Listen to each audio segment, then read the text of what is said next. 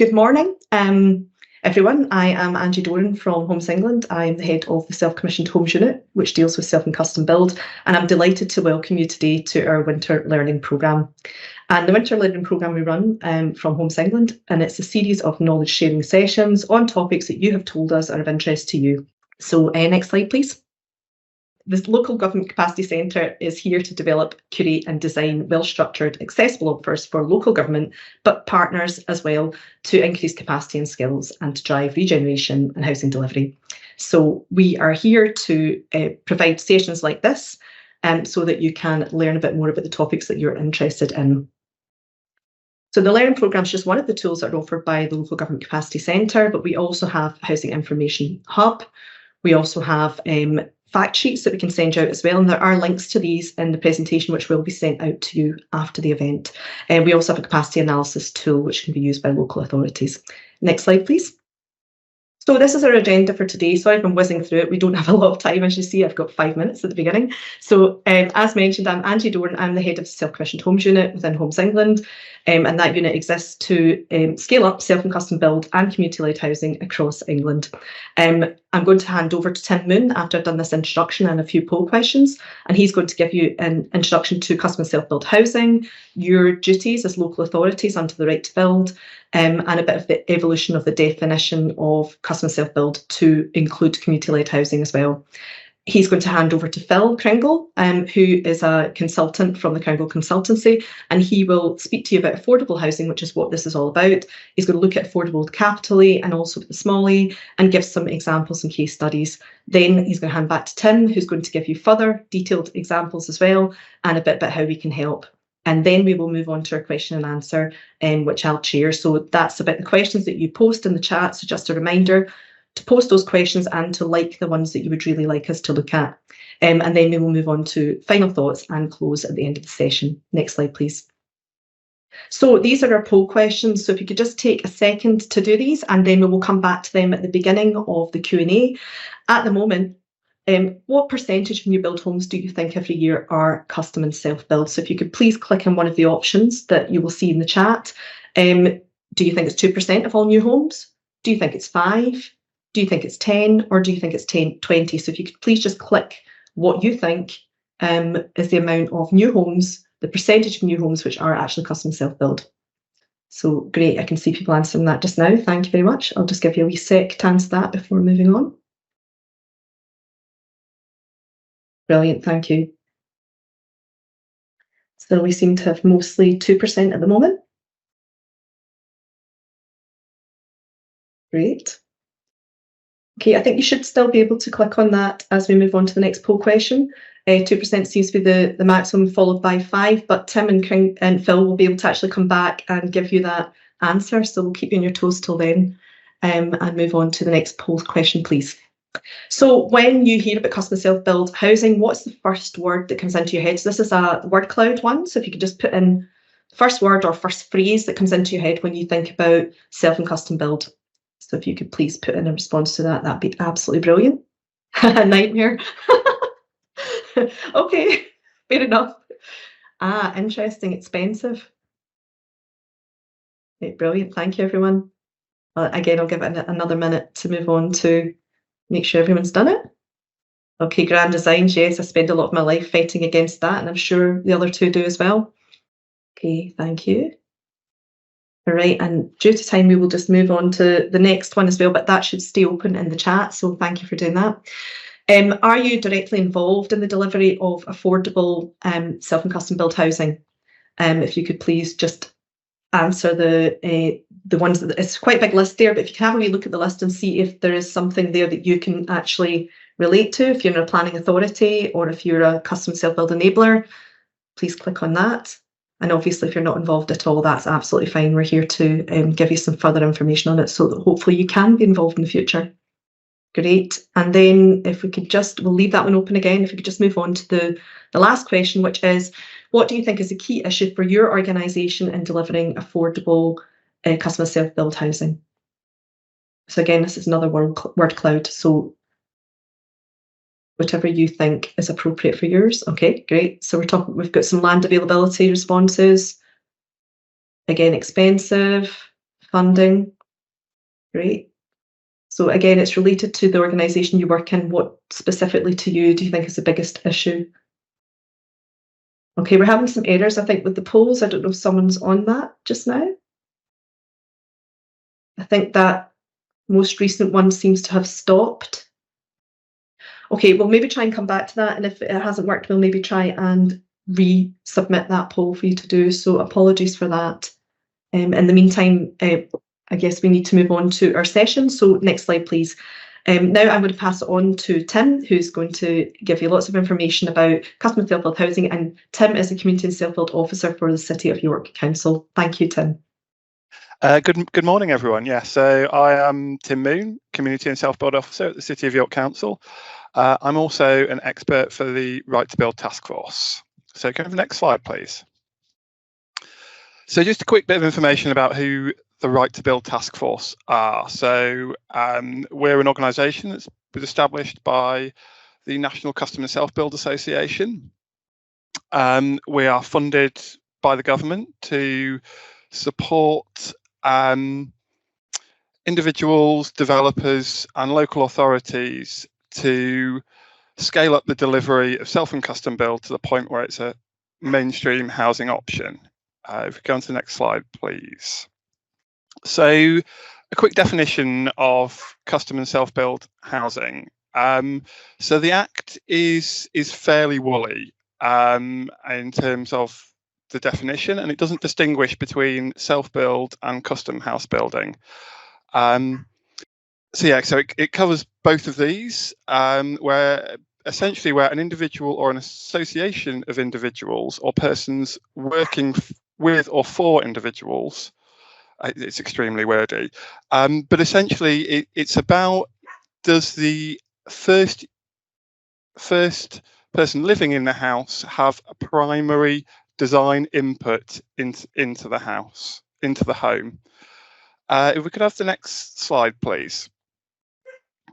So you've got two things. We've got self-build and we've got custom build, and essentially these are two ends of a sliding scale, with pure self-build being at one end, which a lot of people consider the kind of the grand designs, although it doesn't need to be, but where you have a single individual or single family designing and building their own house. Now, very few actually do the main construction work on this. It's usually people employing an architect and employing contractors to build, but these are more likely on single building plots. Then at the other end, you've got custom build, which is often developer led and facilitated by a landowner, where you will have someone who will be involved in the design, but they will either be choosing from a kind of group of, group's the wrong term, from a selection of different options for the house, or they'll be working as part of a group to co-design the homes. So if we go to the next slide, please. So I think it's really important to look at what isn't custom and self-build housing, because in some ways this is much easier to define. So off-plan housing, so homes purchased at a plan stage prior to construction and without input into the design or layout from the buyer. Speculative house building, so homes that are built for sale and not for occupation by the person or persons who have commissioned it.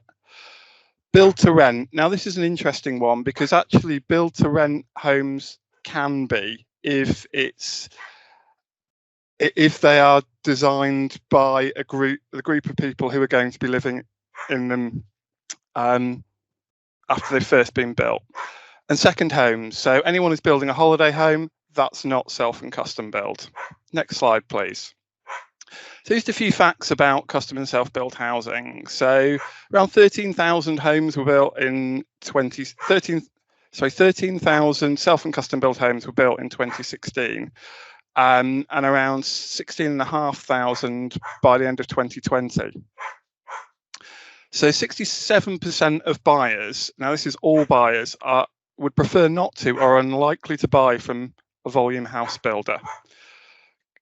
Now, 33% is the average cost of the plot compared to the end value of the home, and more than 80% of SME builders want to do more custom and self-build projects. Now, I think a lot of this is due to the fact that small SME builders are being squeezed out of the market by the large house builders. So they see this as a way in to get more work.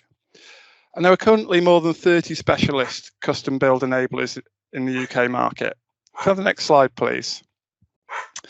And the next slide again. So just going to talk about the right to build legislation and the statutory duties. So the Self-Build and Custom House Building Act 2015 requires local authorities to keep and publicise a register of people who want to self or custom build in the area, and have regard to that register when exercising planning, housing, land disposal or regeneration functions. Housing and Planning Act 2016 just revised this slightly, so there's now a duty on the council to meet the demand. That target number is based on the register number by granting development permissions. Now, it's important to say at this point that local authorities don't have to provide a plot of land for everybody who's on the register. It's just about the numbers. So if you've got 100 people on your register, you need to deliver 100 permissions across a 3-year rolling annual basis. So the register, so the heart of the legislation is the register, and entry onto the register, or part 1 where it's applicable, as you can have a 2-part register, results in a duty to deliver a suitable serviced plot. Now, actually, the term suitable has been taken out in the recent LURA legislation that's come in. So overall, the awareness of registers among the general public is low, somewhere between about 5 and 13%. And where a lot of local authorities have concern that multiple entries across registers within households may lead to an overstatement in demand of plots, where people are on multiple different registers for different areas, it's believed actually the impact is likely to be less, and there's an underuse of registers due to lack of awareness. And to fully reflect demand, it's considered there should be few constraints to joining the register. If we can have the next slide, please. So the revised MPPF, I'm sure everyone's been pouring through that since it was revised just before Christmas. But it is mentioned within there, paragraph 60, around making sufficient provision for land with permission to bring this forward without delay to meet the needs of different groups. And that we've highlighted the different groups because that's really important. And we've already talked about self and custom build being a sliding scale, and you have different delivery routes will meet the needs for different people. So the overall aim should be to meet as much of the area's identified housing need as possible, including within an appropriate mix of housing types for the local community, including people wishing to commission and build their own home. So, and it's noted that self and custom build properties can provide market or affordable housing. Next slide, please. So, the evolution of the custom and self-build definition to better support community-led housing. If we can have the next slide, please. So, the Act, as already mentioned, the Act doesn't distinguish between self-build and custom house building. Community-led housing usually falls into the custom house building. Not always, but usually, where you've got an association of individuals co-designing a group of homes for them to live in. So we can have the next slide, please. So as you see from this Venn diagram, and I do love a Venn diagram, you've got these kind of 3 strands. You've got community-led housing, you've got affordable housing, you've got custom and self-build housing. Not all custom and self-build housing is community-led or affordable. Not all affordable housing is custom and self-build or community-led, and not all community-led is affordable and custom and self-build. But you have this point where they do all overlap. And it's really important for local authority to recognise when community-led housing does meet this definition, especially for monitoring purposes. If we could have the next slide, please. So should it evolve? Essentially, many community-led housing projects already do meet the definition. Really, it's around education for local authorities to understand where they do, and in some cases it's about actually having the resource to be able to find out when they do meet that definition. The arguments for it evolving is that as an industry, the sector is constantly evolving and it's innovating all the time. And actually, maybe that we do need to define this a bit tighter so that people can, so that essentially local authorities are sure when it does meet that. And a lot of community land trust housing and community-led housing in general is not getting counted in that monitoring process, which means that local authorities are looking like they're under-delivering when actually they're not, or not under-delivering by as much. If we could have the next slide, please. So at this point, I'm going to hand over to Phil Kringle, and I'll speak to you all in a bit. Hello there. Hopefully you can all see me and hear me. My name's Phil Kringle. I'm a member of the Right to Build Task Force. My background is in affordable housing, worked for 25 years in local authority, the registered provider, affordable housing, worked for a couple of years at Graven Hill and now work as an independent consultant. So I'm going to talk to you about three things. One is, what are we talking about when we talk about affordable housing?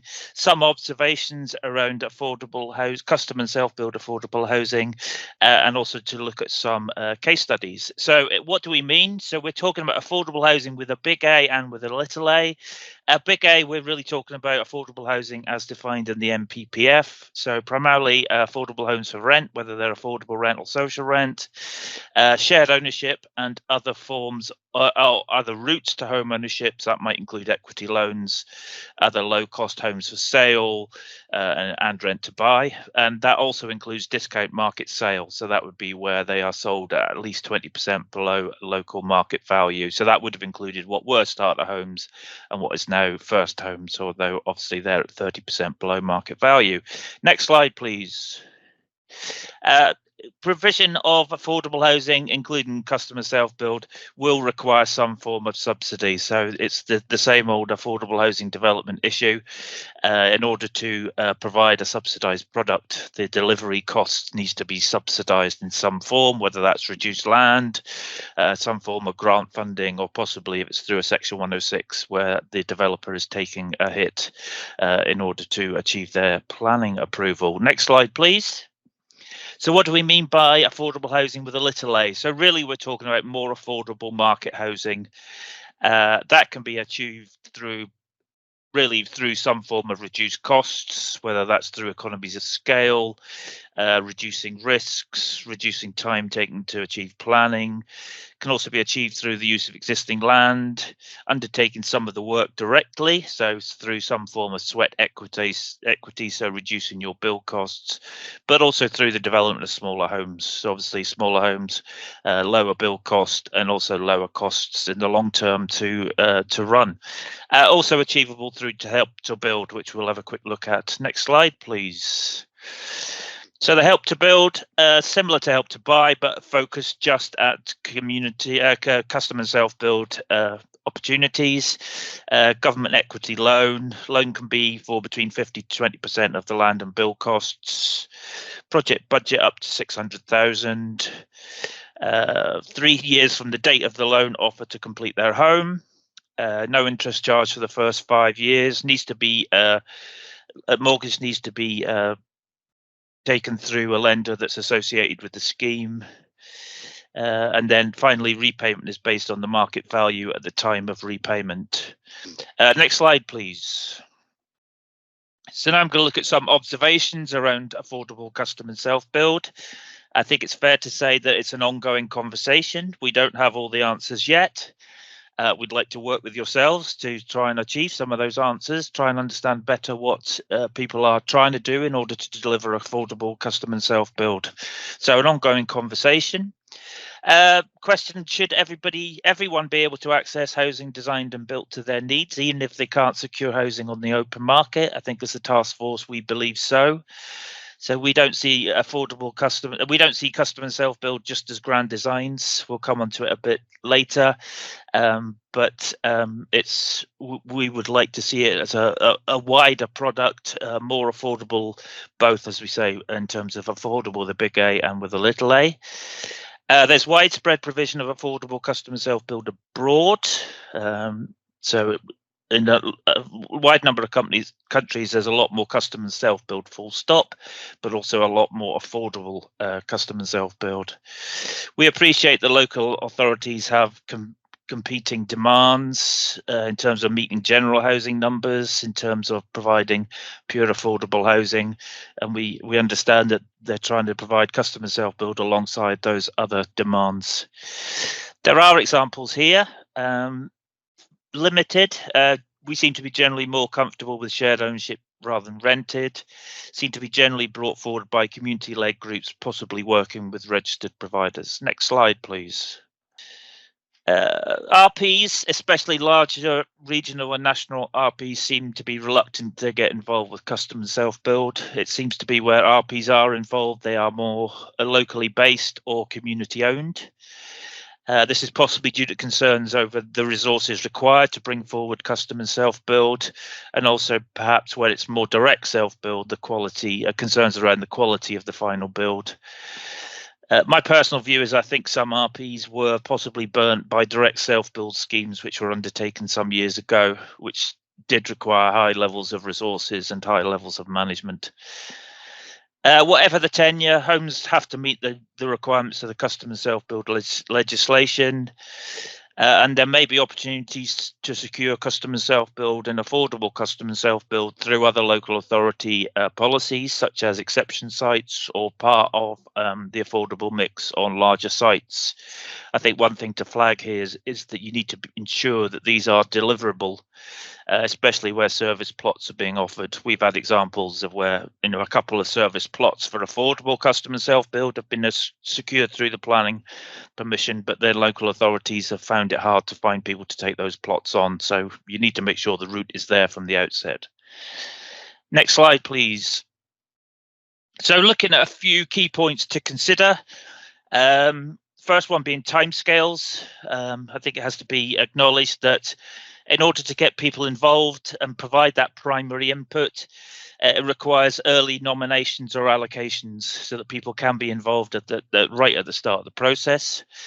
It is likely to involve an extended period because you are involving people at an earlier stage in the development process. So prospective tenants and purchasers need to be made aware of this. Because of the timescales involved, it means that you won't be able to meet those in the most dire housing need, again, because there's going to be a timescale between them being nominated and their property being provided. Those timescales can be reduced if the development is secured on the basis of a custom build approach, so standard house types able to accommodate a range of custom choices, so allowing planning permission to be secured to a fair degree of detail, but allowing a range of choices. Next slide, please. Next thing to be considered, quality of the final product. I think it's important here to distinguish between self-build, especially direct self-build, and custom build. So custom build will generally provide completed turnkey properties provided by a single contractor, and they will provide a range of choices. So controlling the quality is really no different to any new build. You just need to make sure that the level of choices being provided allows that primary input. Other forms of custom and self-build, including service plots and shells for self-finish, where the tenant purchaser is directly carrying out works, or commissioning contractors, will require some on-site supervision and may also require some form of training. We would advise that building warranties should be secured in all cases. Next slide, please. Ability to relet. So obviously we are talking about properties, affordable rented properties, shared ownership properties. So there's always going to be the likelihood that the existing tenants may move on or may sell up or may wish to move to another property. So we do need to consider the ability to relet these properties. Therefore, we need to consider how far a property is bespoke. Should the original tenants move on, you need to be able to relet. It may be that you require tenants to remain in the property for a specific period, say 3 years. So if you're going to invest the time and resources into providing a property to their bespoke needs, then it doesn't seem unreasonable to expect some commitment that they're going to stay there for a period. Obviously, life events happen and that may not be possible, but in the main, it seems a fair exchange to ask them for some commitment to the property. Offer specific choices in terms of customization, so impose some limitations so the property isn't so far bespoke that it's wouldn't appeal to anybody else. And in fact, custom and self-build, affordable custom build really isn't any different from market custom and self-build in that respect. People will at some point sell on their market custom and self-build properties as well. Next slide, please. Affordable custom self-build will require additional resources beyond general development, specifically in terms of managing the design and specification process. The development timescales may well take longer. Tenants and purchasers will need to be managed through the process. As we said before, self-build, especially where it's direct self-build, will require site supervision to ensure quality is maintained and building regs compliance is achieved. Especially where it's direct self-build, tenants and purchasers will probably require an element of training to ensure that quality is maintained. But the flip side of that is that training could lead to employment opportunities. Next slide, please. So just looking at where local authorities could consider beginning the provision of custom and self-build may be useful considering the use of existing land holdings, garage sites, etc. But again, that will need to be set alongside other demands for the local authority, such as provision of affordable housing. But it is one route of securing land. Consider funding from the Brownfield Release Fund to help bring sites forward. There's specific funds allocated, especially for custom and self-build developments. Consider starting with a custom build scheme, so whereby you would have a single contractor providing completed properties, so an easier process to manage. And then once some confidence is gained through that, perhaps move on to shells for self-finish or service plots for self-build. We'll come on to the various models that can be used in a minute. Another is consider starting with potential tenants and purchasers who have specific needs. So this could be seen as an extension of the provision of adapted homes. Some of the discussions we have with one local authority, we were sort of exploring that route with them. Consider potential partners, so partnership working with RPs, community-led groups, etc.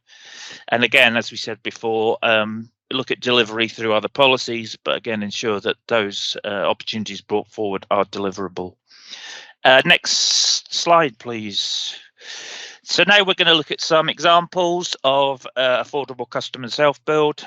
So just quickly, the delivery models that are available can be seen as a spectrum. So on the right-hand side is self-build. So pure self-build would be where an individual finds their own piece of land, purchases that land, secures planning permission, designs and constructs the property themselves. So that's real direct self-build. The other end of the spectrum is custom build, where you are provided with a completed turnkey property. So the purchaser would select their preferred service plot, select their house type, customize that within a number of options that are offered, and then the developer would build out the property and hand it over completed to the purchaser. And then between those two, there are 3 other potential products. So moving from the self-build side, the next up is service plots. So where a developer would purchase a piece of land, put in the infrastructure, including services, perhaps do some leveling, deal with any ground conditions, and then sell on service plots for the individuals to then build their own properties.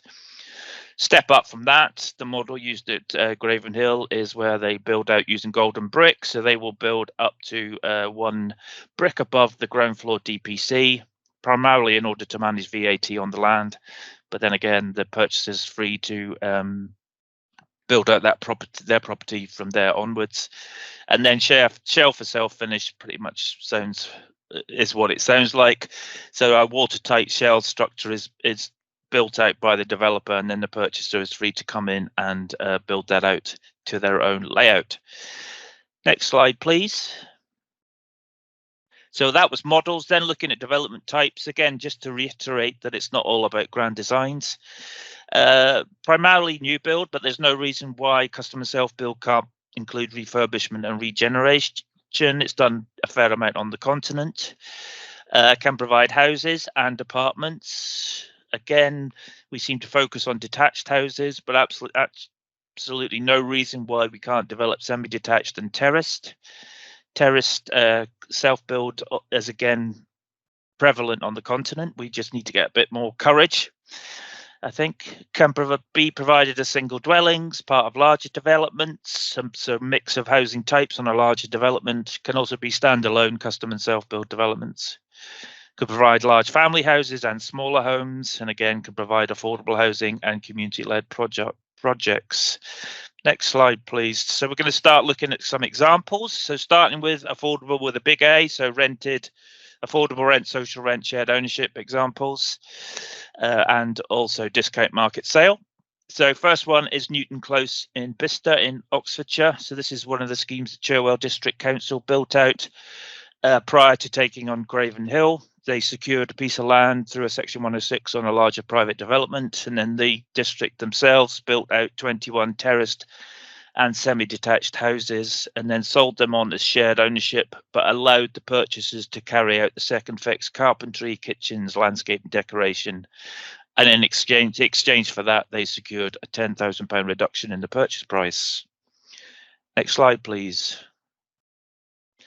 So again, local authority, but this time enabled. This is the scheme that Zera are trying to bring forward in West Oxfordshire to provide 8 semi-detached 2- and 3-bed houses. So they're looking for the local authority to dispose of the land at discounted value.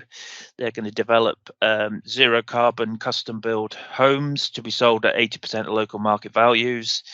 Purchases to be taken from the local authority register. Next slide, please. So registered provider, affordable, similar to the first example provided, but this is coming through a registered provider.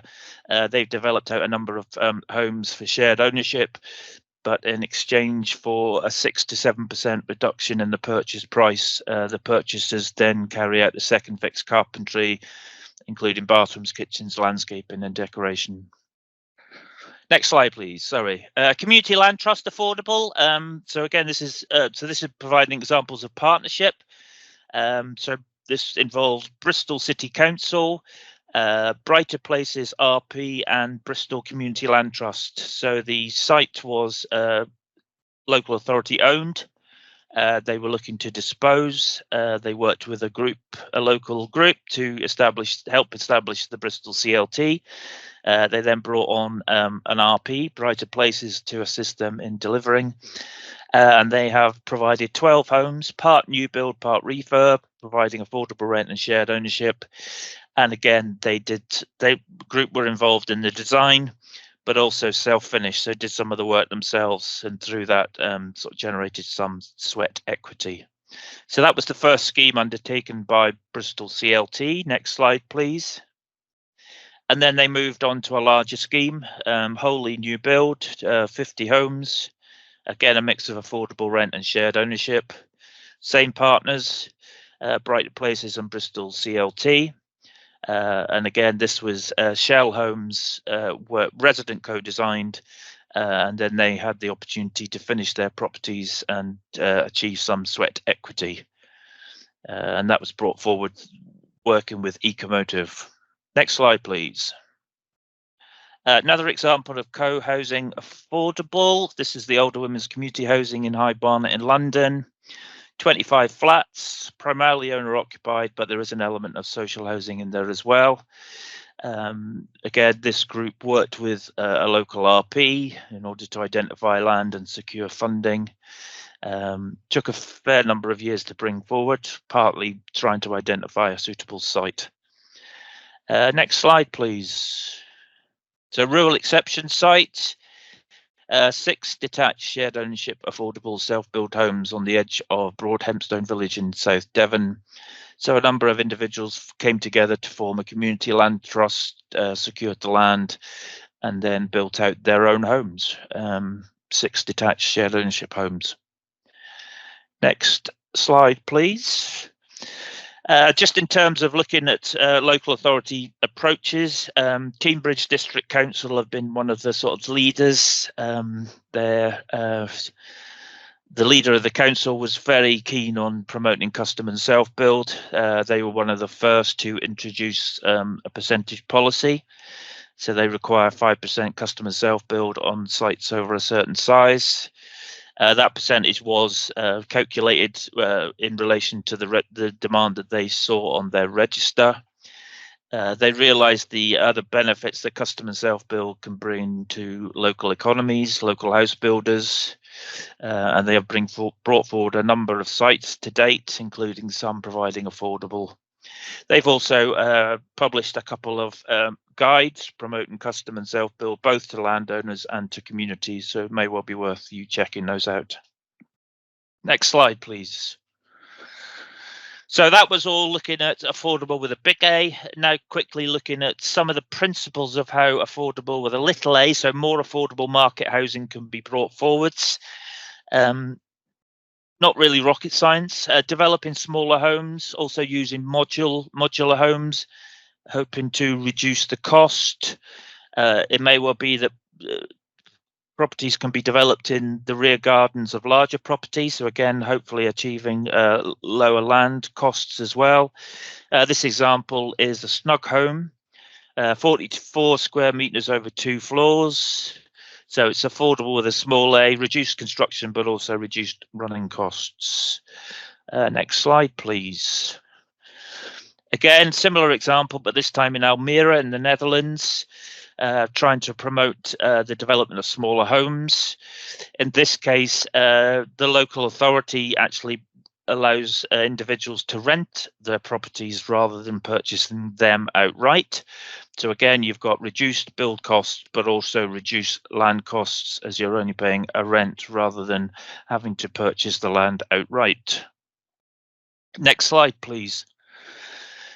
So other examples about how costs can be reduced. The example provided here, they're not affordable homes, there are large homes, but the principle of bringing forward a number of service plots together will reduce the cost to bringing forward individual sites for one-off properties. So for this, in this example, 15 market sale homes brought forward on one site, individuals design their own homes. It probably will be controlled. It will be controlled with a design code and a plot passport. So there's some restriction on the materials that can be used, the size of property that can be built out, and also the boundary materials. Next slide, please. So an example of shells for self-finish. So this is a scheme in Peckham, providing 6 homes, customized houses and apartments. So the developer builds the property out to provide a watertight shell, and then the home buyer can define their own layout and then source how they are going to finish that space themselves. So again, provides an element of input to how that final finish is undertaken. Next slide, please. Delivery at scale, again, not necessarily providing highly affordable, but again, it is reducing costs. So this example is Graven Hill, which I'm sure you're aware of.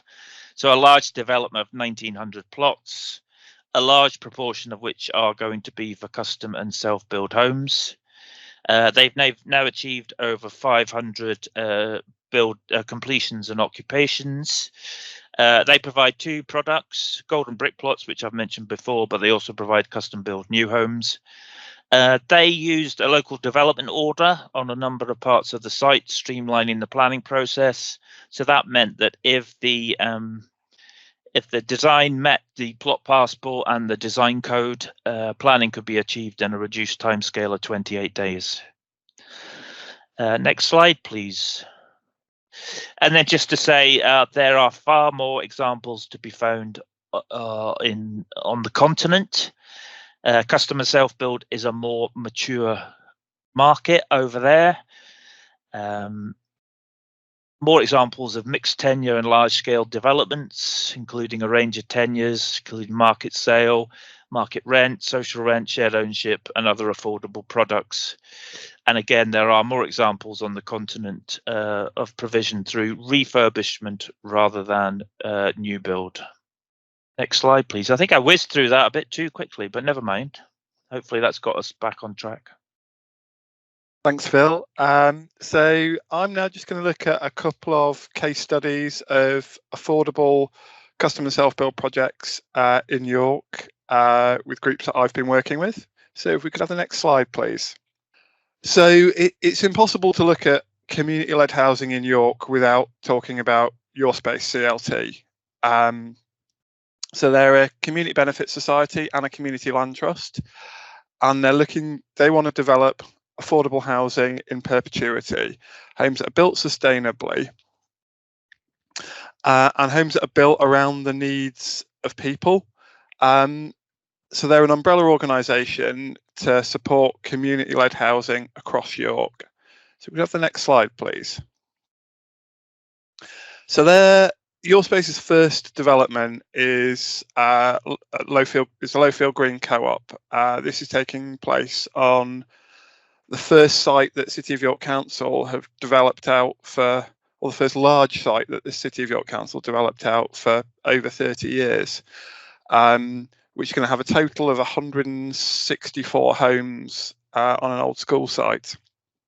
So the parcel of land that they're looking to they have purchased, they're looking to deliver out 19 permanently affordable homes, and this is affordable with a lowercase a. There's going to be a shared common house and communal facilities, car share schemes. There's going to be 12 parking space for 19 homes, built to One Planet principles, communal energy scheme, and all initial residents involved in the design of the homes before it went in for planning. Could I have the next slide, please? So this is just a nice little visual to show you what it will look like when finished. And obviously the homes around it won't be flat as they are there. But it's a very dense development. So we can move on to the next slide. So I said earlier that it was a affordable with a lowercase a. So it's a mutual home ownership society.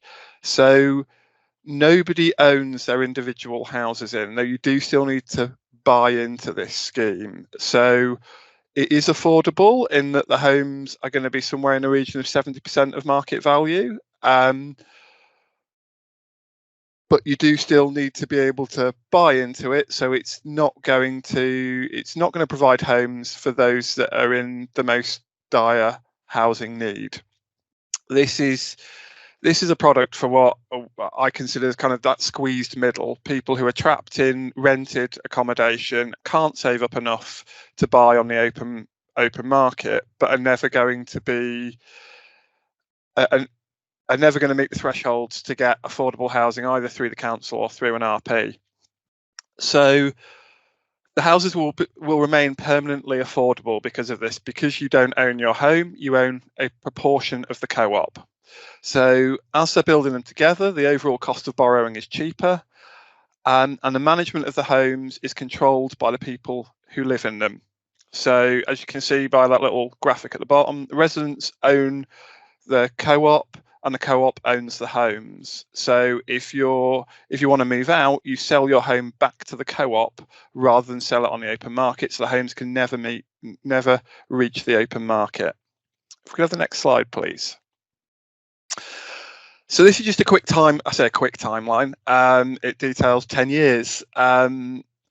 So this project all came about from a conversation in a pub between two people who wanted to build straw bale homes, but didn't want to do some grand designs in the middle of the country. They wanted to be part of an intentional community.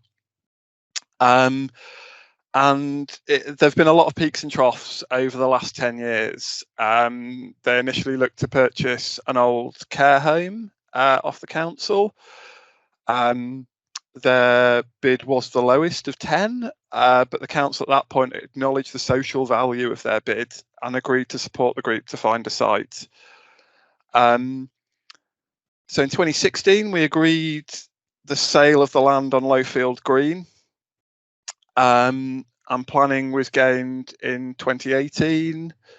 They raised over 400,000 through a community share offer from nearly 200 individual investors, of which 90% were local. Obviously, I'm sure you're aware that we had a global pandemic and material costs going through the roof and small builders going bust left, right and centre. So between kind of 2020 and 2023, it was a very tough few years. But the land sale was finally completed in 2023. And I just had a meeting yesterday, a pre-start meeting. They will be breaking ground in the next couple of weeks. So if we could have the next slide, please. So how does this qualify as self or custom build? So the initial residents had a meaningful say in the design of the homes and the scheme as a whole. Now, of that initial resident group, in 2017, all 19 homes were allocated. Because of the amount of time this has taken to bring forward, probably half of those people have had to drop out and had to find other housing, had to sort themselves out other housing, just because they couldn't wait. So there's a question about, do all the current residents that are going to be it, did they have a meaningful input? There's an argument to say that actually probably only half of those homes could be considered self and custom build. However, because of their proposed build method, which is going to be off-site manufacture, and they're going to be built out to shell and core stage, and then all of the residents will be self-finishing their homes. We believe as a council that we have enough evidence to say that all 19 of these homes can be considered self and custom build. If we could have the next slide, please. So how have we supported as the council supported the development? So we provided an exclusivity agreement on the land, and we held the price of that land through a protracted pre-commencement period. And we've supported with grant funding applications. They've recently just got nearly $500,000 through WLP funding. We've installed all the infrastructure on the site. As I said, it was an old school site. It's completely surrounded by housing. The council secured grant funding from Homes England. Thanks very much, Angie, for opening up the site, for installing the roads, for putting in drainage and all the services. And we've publicly backed the project for the last 6 or 7 years. If we can have the next slide, please. So I'm now going to talk about the second project that Your Space are bringing forward. So this is the Morel House Housing Co-op. So this project initially came about due to a pair of individuals who wanted to build a tiny home, similar to what Phil was talking about earlier, this idea of you build smaller homes, they cost less to run. And then looking for a site where they could potentially build these tiny homes. So the Morel House nursing home was closed down 6 years ago now, because the building wasn't fit for purpose, and it's sat empty since then. So the initial thought was to knock the building down and build around 14 or 15 tiny homes. Now, in going around the building, it was decided that one of the reasons for building tiny homes was for an ecological point of view, they make total sense. Now, what doesn't make sense is knocking down a perfectly good building just because it's a little bit ugly. So the project evolved from that, and you can see from these photos here, it's a nursing home that's built in the 60s. It's not the most attractive. It's not the most airtight. It doesn't have the most insulation. The windows aren't great, but actually intrinsically there's nothing wrong with the building, and the embodied carbon that's there, it just didn't make sense to knock it down. So that project is now kind of flipped on its head, and they're now looking to do a deep retrofit on the building. So if we go to the next slide, please. So this is a planning that was again March last year. So they're looking completely clad, do external insulation to completely clad the outside of the building, renewable energy generation on the roof. And this is in a part of York which is well, it's one of the most deprived areas of York. It's kind of tucked away on the edge of York, and the kind of place that you don't go unless you kind of happen to live there. And it's surrounded by, I'm going to say tower blocks, but tower blocks in the York form, because we don't do towers in York apart from the Minster. So it's only 4 stories, but it's surrounded by affordable housing. If we can have the next slide, please. So how is this being funded? Again, Phil talked about this before, and it's very difficult to do without some kind of subsidy. And at the moment, they're struggling on that. But we're looking at grant funding opportunities for them. And they are also talking with registered providers. Obviously, Joseph Rowntree are a big one in our area, and I know they're talking with them at the moment. They're going to look to do private finance raised against the land and future rental incomes, because what they're doing here is a build to rent scheme. Now, I know I talked right at the beginning how build to rent isn't considered custom and self-build, but in this situation, that group of residents co-designed those apartments before they went into planning. So as far as we're concerned, that does still count as long as those people end up moving in, that's still self and custom build. So they're also looking to launch a community share office. So exactly the same as they did for the Lowfield Green site, they're looking for individuals to, for local people to invest a small amount of money, which when everyone invests together, it becomes a large amount of money that they can do great things with. So if we could just move on to the next slide. So how have we supported how has the council supported the development? Again, we've identified the site and we've agreed to sell it to them at market value for affordable housing. Now, because it's a build to rent scheme, they don't have to have an RP involved to actually deliver the affordable housing. It can just be done by the community group.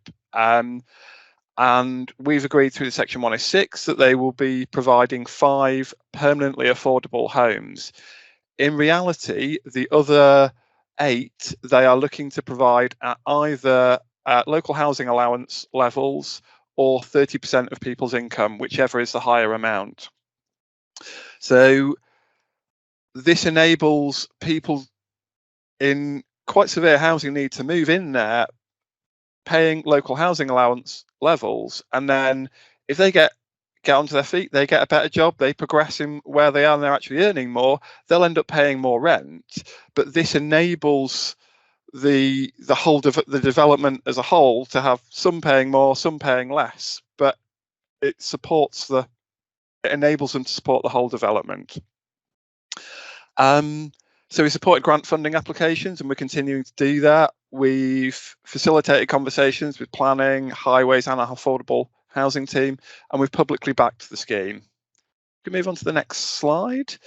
So this is kind of the end of the presentation here. So just a quick one about how the task force can help you. So we're a range of experts from all different parts of the self and custom build sector with a wide range of skills. And if you're looking to bring forward self and custom build, whether it be affordable or market value, please come and talk to us.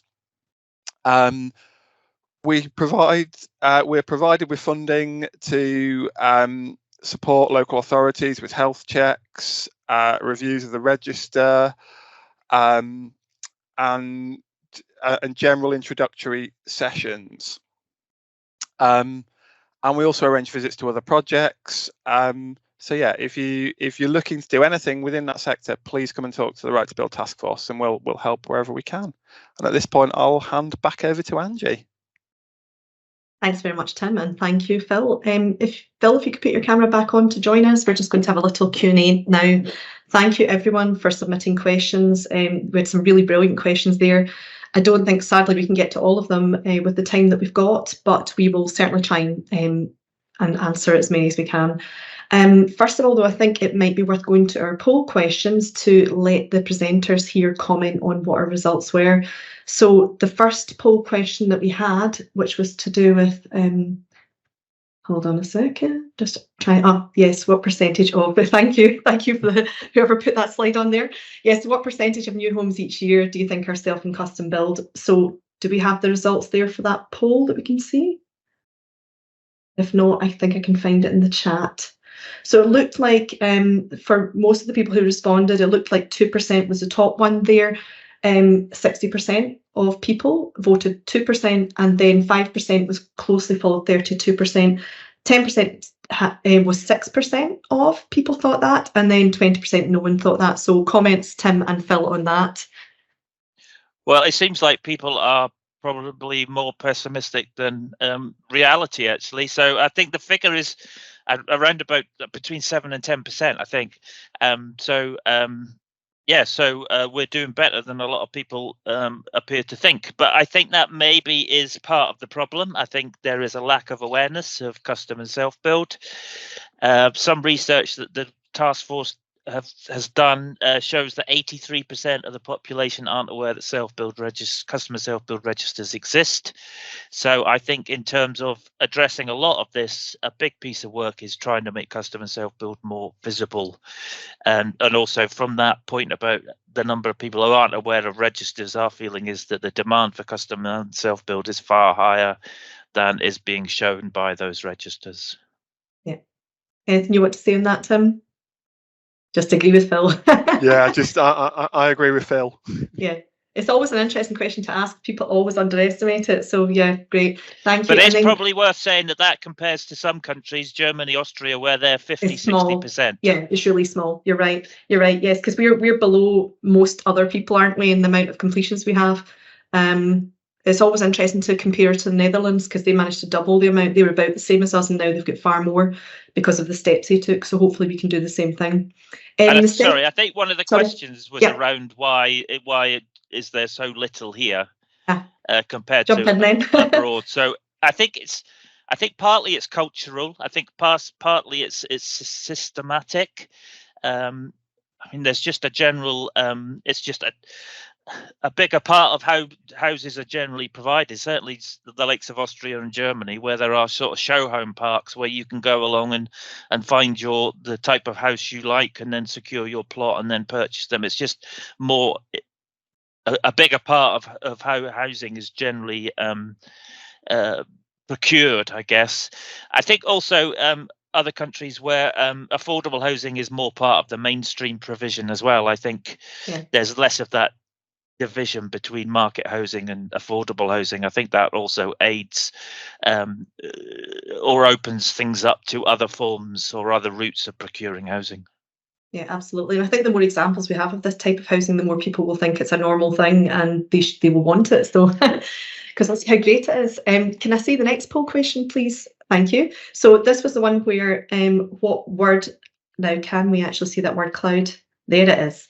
Okay, so with this one, we were asking you to put in a word or a phrase that first comes to mind when you think of custom self-build, and the biggest ones. I can't see the word cloud. Right. Okay. I'll let you know what the biggest ones were then, Phil, because I think it's just for me that I can see it here. So, the biggest ones were expensive and grand designs, and there was a lot of other things like challenging, complicated. But then other people came in with exemplar design. We like that, and other things that were bespoke, choice. You know, there were some positive things there too, but obviously there was still that expensive grand designs thing. So maybe you would both want to comment on that, please. Do you want to go, Tim? Yeah, I'll come in here. Yeah, and I would say 5 years ago, before I started the role I'm in now, if you'd asked me what does self-build mean, I would have said grand designs too. And And I guess in some ways that's not helped by the first self-build project that I worked on at the council being followed by grand designs. But in reality, they weren't grand designs. They were on the plots were 225 square meters. They ended up being fairly large houses, and that's due to some, I guess, mistakes that we made as a council, having never done this before. And they ended up being really large houses. But actually, they're on a new build housing estate in a average area of York. So again, I can't see the word cloud, so I can't comment on everything that comes up on that. But I guess a big part of the work that we're trying to do as the task force is actually try and move people away from the grand designs and say, hopefully in 5 years' time, you do exactly the same poll question and people would just say mainstream housing rather than grand designs. And it doesn't have to be. And I think I'd like to think that some of the examples we provided today would show that actually some of it people don't even realise it's self and custom build. So yeah, don't know if you've got anything to add on that, Phil. Yeah, I think you're right. A big part of what we're trying to do is trying to promote that it isn't just about grand designs. I mean, the fact that the likes of Graven Hill, where it's on an estate, moves away from those individual grand designs, situated on individual plots in the middle of rural countryside. So I think, there is a big piece of work to be done to show that there's more than one way of doing this. Refurb can work, apartments can work. I think we've still got a lot to learn from the continent, and I think we've got to get a bit more, have a bit more confidence in delivering this in different ways. But picking up on the other bit you mentioned about exemplar design, I think that is one thing we have found in terms of custom and self-build is the quality of design is generally very high. The quality of build is generally very high. Environmental considerations, energy efficiency, they're all things that custom and self-builders seem to focus on. Yeah, absolutely. Thank you. And can we go to our next one, please? Which is, yes, so this was looking at who's here today and whether or not they have whether they're in a planning authority, whether they're a registered provider, etc. And we've got a list of those. I don't know if it's worth commenting them just now or whether this may be just for interest from the panel here. Sorry, I've lost it at the side. It was there a second ago. Give me 1 second. I think I've got it in the chat. Have you got it there? Okay. 33% planning authority, 25% local authority considering direct provision, 3% registered providers, 1% developer not experienced for custom self-build, 2% enabler, 8% other, and 24% not involved. So I think it's certainly interesting that there are 25% of people, 24% are local authorities considering direct provision. So that's encouraging. I think that, more local authorities are looking to try and directly provide. No, brilliant. Thank you. And then there's obviously the people who actually aren't working on it just now. This is going to be really particularly useful for them. So hopefully they can in the future. The last question that we had was, what do you think is the key issue for your organisation in delivering affordable custom self-build housing? And with that one, the biggest one, if you can't see, I don't know if you can see the word cloud, Tim and Phil, but the biggest one there was land availability, unsurprisingly. So land availability was a big, massively right in the middle of the word cloud. And then there was various other things about land around there, a bit about funding, land suitability, affordable land, sites, de-risked land. So there was a lot there about availability of land. That was the main thing really that people came back with. So I don't know if you'd like to comment on that. Yeah, I mean, I would say that within York we don't have a unending land supply. That's for sure. Geographically we're a small authority. We are in some ways lucky, I guess, in that we didn't do a stock transfer of our council housing, so we still all own all of our council houses, although less by the year, and with that comes a reasonable amount of land, so stuff held within our housing revenue account. But I guess for me, one of our biggest challenges is not necessarily around the land, but around the resource, in that we have me working on self and custom build. So I'm currently trying to bring forward about 7 or 8 different projects, and kind of keeping a lot of plates spinning. And it's challenging. And I know that most councils don't have a self and custom build officer. So we are really lucky in York. But just keep going, guys. You can do it. No, they are lucky to have you. And yeah, there is a forum. If there's officers on here that are self-build officers or dealing with the register, there is a forum that Tim is part of, which I think Task Force set that up, didn't they, Tim? Yes, indeed. Yeah, so you can all learn from each other. Yeah, I've just seen a question that says, how is Tim's role funded? So it was initially funded via the Community Housing Fund by Homes England. And that funded it for the first year. The council realised that they were going to struggle to appoint anyone just for a year, and because of the amount of time it takes to bring developments forward, that they thought a year probably wasn't enough. So the council agreed to fund it for an additional 2 years up front. And then from then on, my role is now self-funding. So if I don't bring in enough money to cover my wages, then at some point my role will disappear. So at the moment, I'm doing that through selling sites, both kind of to individual self builders and community groups. But as I said, we don't have an unending supply of land. At some point, that's going to dry out. So hopefully. It might be worth mentioning that's why a lot of councils have brought in percentage policies, isn't it? Because they don't have land of their own. So someone mentioned land banking by developers in the chat as well, and that can sometimes help with that, because when the big sites come on, they have to provide a certain percentage of that site for self and custom build. And I know that York's one of those as well. City of York has. Yeah. So I've spent a lot of time working with large developers and making sure they deliver on their 5%. Phil, I don't know if you want to add anything to that last question, or will we just move on to the questions? Well, I think a lot of the issues there that we listed about, difficulties, they relate to general development. I think trying to find land that is affordable and is deliverable. So, I think it's customer self-build gets caught with those same things. It might just be worth saying generally that if people wanted to visit the Right to Build Task Force web page, we've got a number of planning guides and guidance notes as well about a range of topics. So it might be worth them having a look at that. If they want any help from us, then please contact us. We're interested to understand what people are doing to deliver custom self-build generally, but also affordable custom self-build. So please do get in touch and let us know what you're doing. And Absolutely. We are also running a number of masterclasses, one of which that's coming up is going to be looking at providing custom self-build on larger sites. So we'll pick up some of those percentage policy issues as well. Yeah, and we have on the take-home messages slide, which you'll all be sent a copy of the presentation. There's contact details there for the task force, so you can contact them using that link. Okay, let's move on to the questions then. So we've got some questions here, and I'm going to just give some of them to Tim, some of them to Phil, if that's okay. So the first question we've got here, this one's for you, Tim, if that's okay, is self-build cheaper because you cut out the developer? Quite a straightforward one, that. So I guess the answer to that is it can be.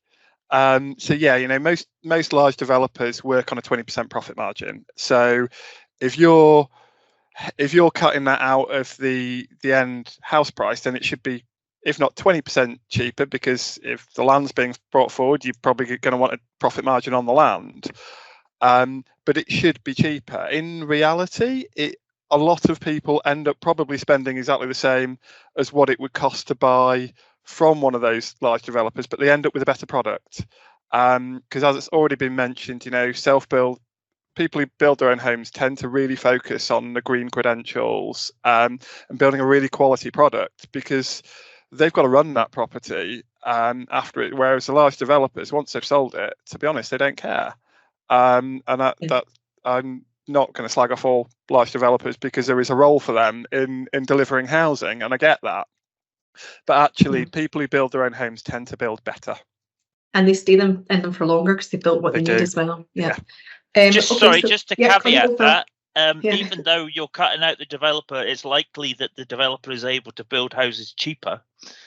because they're going to have the purchasing power. They'll have all their deals with their subcontractors, sub-suppliers, etc., and also will be developing large numbers of units. So I think one thing we're finding is that how developers value land, say on percentage policies, they will probably be looking for a higher land value than can possibly be offered on the basis of custom and self-build. Just to sort of flag that, really. Yeah, I guess though that the end value of the house is generally going to be more from the self-built house because it's a higher quality product and more desirable, etc. But yeah, that is a good point. Okay, a question for you now, Phil. So the question is, do you have any examples of successful percentage local plan policies for self and custom house building, in particular where evidence base is in support of delivering to meet demand, but does not provide specific evidence for a particular percentage? Yeah, I saw that question. I got the first bit. I think that the task force has examples of percentage policies that have been adopted. I think there are lessons being learned right now in terms of, I think I mentioned Teambridge, they're now they've now revising their custom self-build policies in their local plan, and I think they've learned a lot of lessons around percentage policies. They're only successful if they're well worded and the Section 106 agreements are well worded. I think the percentage set should be based on demand evidence. But again, going back to what I said earlier about only 83% or 83% of the population don't know registers exist, you can argue that the demand is likely to be far higher than the registers. But I get that you need to be able to argue that in terms of appeals. So I think I'm not sure about the last part of the question. I'm not sure how you would. I mean, you really need to be able to evidence that the percentage you're looking for is evidenced by demand. Again, that's maybe looking at wider demand, isn't it? Not just registered demand, which there are some tools to do. Yeah, and I think the MPPF does make mention of using secondary sources of demand. So yes, you don't necessarily just have to rely on the register. Yeah, and it's probably worth pointing out that those masterclasses that Phil mentioned, there's one on percentage policies, I believe. So hopefully they'll be repeating that at some point soon. If you got in touch with the task force, you may be able to see a recording of that one. Okay, another question here for Tim. So Tim, this one's for a bit of reflection on this statement. A recurring issue we face is affordable custom self-build is not within the reach of the people who are in affordable housing need. Current interest rate rises have worsened access to finance. Those with sufficient savings will not be in affordable housing need.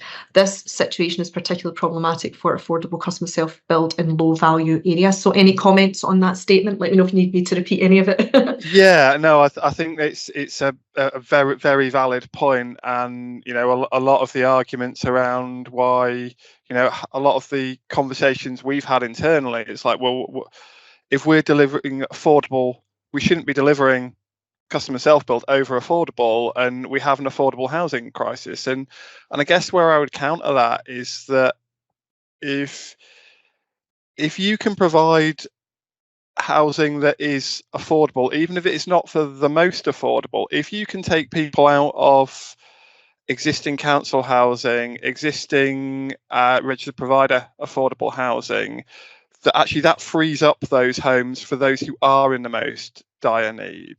And we also, I mentioned it earlier, we have this squeezed middle, these people who can't afford to get on the housing ladder, but they're earning too much to be in kind of dire housing needs. So they're just in this kind of middle section treading water, and they can't do anything. And yes, I agree. It's more important to house those that are homeless and sleeping on people's sofas. But it doesn't mean that there isn't a role to play in the kind of the wider market for these products. Okay, thanks, Tim. Another question here I'm going to take this one actually because I assume it is related to our capital funding. So there's a question there about why is capital funding guide silent on social rent and affordable rent for custom self-build and only mentioned under shared ownership? Part of what the unit is going to be doing this year, that's my unit, is the self-commissioned homes unit, is looking at our existing funding streams within Homes England, because we need to see if they're actually usable for self and custom building and community-led housing at the moment? How easy is it to utilise these funds? Maybe looking at the design of them with a bit of a forensic lens, and if there's a way of improving these so that the access is there for community-led housing for self and custom build, then we'll be looking at that, because it does seem to be quite restrictive at the moment, accessing affordable homes grants. So that is something we'll be looking at. So I don't know, in answer to the question why it's so restrictive in the first place, but I think we do need to look at why specifically it's only for shared ownership self-finish, which is what it is just now, the affordable homes grants. So we will be looking at that in the future. So another question now for Phil. What is it about our domestic market that makes custom and self-build less prevalent? Now, you spoke about that. We touched on that. Yeah, you've done that one. I'm not sure I answered it, but I touched on it. Okay, we'll move on to another one then, as we're obviously not got a lot of time. So why are householders' extensions not counted as self and custom build? Well, I think there's a whole again, if you go to our website, there's a whole thing about what should be counted and shouldn't be counted as custom and self-build. I mean, I wouldn't have thought extensions would be counted. I mean, if you're talking about new dwellings, then I guess it's an extension wouldn't count as a new dwelling, I wouldn't have thought. So yeah, it needs to be a wholly custom and self-build dwelling for it to be counted rather than an extension. But as I say, there's a whole raft of, and I'm no planner, but there's a whole raft of guidance about what can and can't be counted as custom and self-build. And some of them, I think there's a bit of a grey area, but yeah, I would have thought extensions. When you go, I would say the grey area comes when, if someone demolishes a house and rebuilds it and builds a brand new house there, that counts. Or someone did mention a derelict house as well. I mean, there's times where you've got a house and you're really basically rebuilding it, even though there's still a shell of a house. I mean, that's where there's a bit of a grey area too. But I mean, people putting on an extension with a conservatory, that cannot absolutely be accounted. No, otherwise you'd have millions of it. I think it needs to be a new dwelling, or again, I guess there's two things: one about counting new properties, and one about counting properties that are newly custom and self-build, I guess. And we've had discussions about that as the task force. Okay, thank you. Next question, we have one for Tim again. So what level of customization should be provided for a custom build home to meet the definition of custom self-build? Well, this kind of goes back to the previous question, and it's kind of a movable feast. And we're constantly having those discussions internally, both within City of York Council and within the task force. And I'm having those conversations with large developers who are trying to say, well, this one you could have two different types of kitchen. Does that count as self-build? Which it obviously doesn't. It doesn't. Yeah. Yes. Thanks for clarifying that. But yes, it definitely doesn't. So it's a really difficult one, and at the moment, I guess, so the legislation doesn't provide that clarity, and it's very difficult to do so without ruling out things. And I saw something really interesting the other day about, can you define a chair without ruling out other things that are chairs? And the definition that someone provided essentially meant that a horse would be classed as a chair. So it's very difficult, and that it's I guess there's, my feeling is, and this is personal feeling here, that there's always got to be a bit of give and take. There's got to be a bit of pragmatism, and I guess even bringing forward something that isn't quite as custom buildy as you would like is better than not bringing anything forward. And I'd like to think that the more of these that we bring forward, the more developers will see actually the benefit to them of these, because people who buy self and custom build, as mentioned earlier, don't generally buy from the large stuff from the large developers. So actually, this is a whole new market for those large developers to tap into. So yeah, I don't know if that necessarily answers the question. No, but was there not a definition coming in with the LURA? I believe there was talk of a definition coming in with the LURA, so that was. I think that would have said primary input from the end user in design and layout, but I don't know with the secondary legislation if that will actually come to fruition, but that was definitely mentioned. There is a really interesting masterclass coming up, I believe, next week about the LURA and all the new things that are coming in with that. Excellent. Okay, thank you very much. Another one for Phil, and then we may have to stop because we've not got a lot more time. So Phil, seeking comment from you on this statement. So regarding the use, oh sorry, it's a difficult one.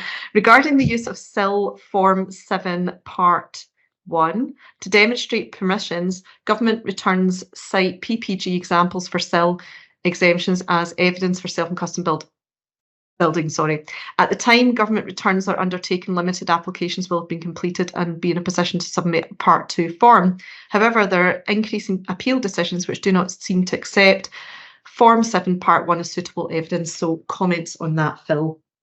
Well, I think the task force advice is that that local, and I know it adds to work and resources, should be monitoring those through to the completion of the Part 2. So even though Part 1 is an indication it's going to be custom and self-build, it really needs to be seen through to fruition. So I understand the challenge, but in terms of the logistics of sort of, presenting your figures, I think my understanding is that Part 1 is sufficient for it to be counted, but I think local authorities should be monitoring them through to delivery. Okay. Thank you. And I think that probably brings us to, bang on time for the close. So thank you very much, everyone, for your contributions and questions. I think if we can return to the slideshow. Thank you. Here it comes. Thank you for all your questions. Some great questions there. Sorry we didn't get to all of them. Next slide, please. Thank you. So here is the slide that I mentioned about the take-home messages. So these will be sent out to you as mentioned, and there's some great links there and some take-home messages from the panel which should be useful for you. So you will have this all sent out to you. Thank you everyone and have a great day.